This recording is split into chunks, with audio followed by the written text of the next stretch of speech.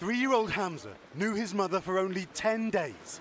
His parents, fearing repression, fled their home in China to give birth to him in Turkey. Hamza calls out Mom when his dad shows him pictures. Holding back tears, his father says he's all his son has left. He's just told me that Hamza's mom went back to get her other 4 boys and was arrested. They say they were never given a reason why. Like their mom, Hamza's brothers are also missing. They are Uyghurs. The White House says more than 1 million of this mostly Muslim Chinese population have been subjected to religious persecution and sent to what it deems political indoctrination camps. I call them concentration camps. They want to, to wipe out everything belong to Uyghur culture. The Chinese say allegations like these are all lies. In search of the truth, we've flown to a remote region of the world, Xinjiang, more than twice the size of Texas, where horrific stories have been emerging from a vast network of secretive facilities. The Chinese, who've agreed to let us film with government chaperones, call them education and vocation centers. Here, dozens of adults sit studying, many of them sleeping in Spartan dormitories. The Chinese say these centers have helped stabilize the region. They insist we visit this exhibit, documenting decades of violent terrorist attacks, allegedly planned and carried out by members of the Muslim minority. Our measures are effective, says senior Communist Party official Xu Guishang, pointing to growing tourism and increasing investment in the region. But at what cost?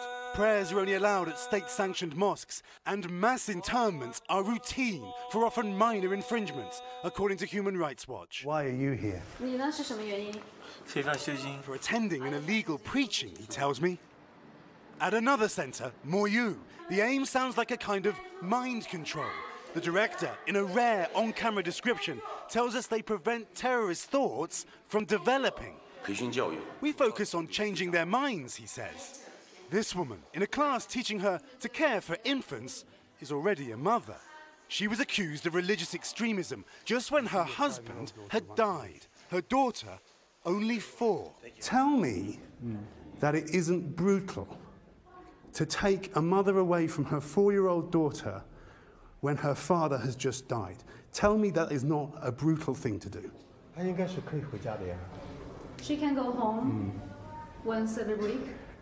Her father died and her mother was taken away and could only see her once a week. And you say, that's fine. As a parent, every one of us misses our children, says Mr. Xu. But you have a choice to be away from your children.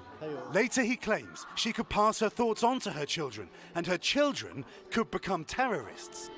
This disturbing video, which the State Department believes to be authentic, has recently emerged. Detainees shackled and blindfolded, Kashgar written on their vests. We visit a centre in Kashgar, where we're getting a sanitised picture.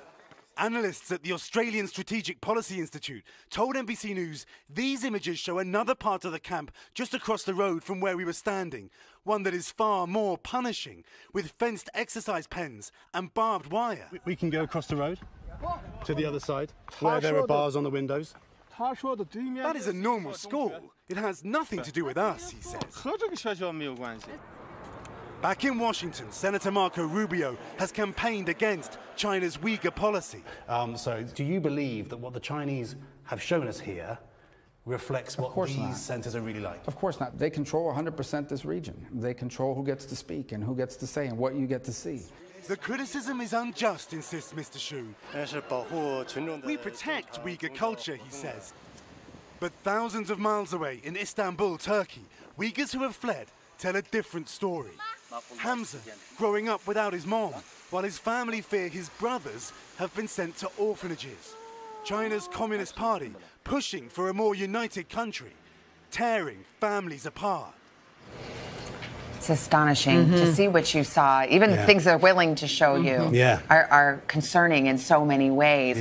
What, if anything, is the U.S. government doing about this? So Marco Rubio, who you saw there, has a bill. The House has a bill. So the president may have a bill over this Uyghur issue on his desk in the coming weeks and months. Look, this is why Americans should care.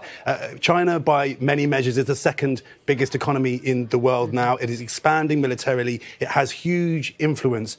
And we cannot just sleepwalk into a situation where China is so powerful in the world and we aren't asking tough questions. You know, judge a country by the way it treats its own citizens. And China really cares about what we think. I've got a personal letter here from the Chinese Communist Party official who you saw in my report, who wrote to me again to say China has always attached great importance to the protection of children's rights. You know, we were tough but fair, I think, in that report. But what we mustn't do is just allow China to act without us asking them the questions that need to be asked. Especially when it's looking to increase its influence worldwide. Right. Keir, thank you.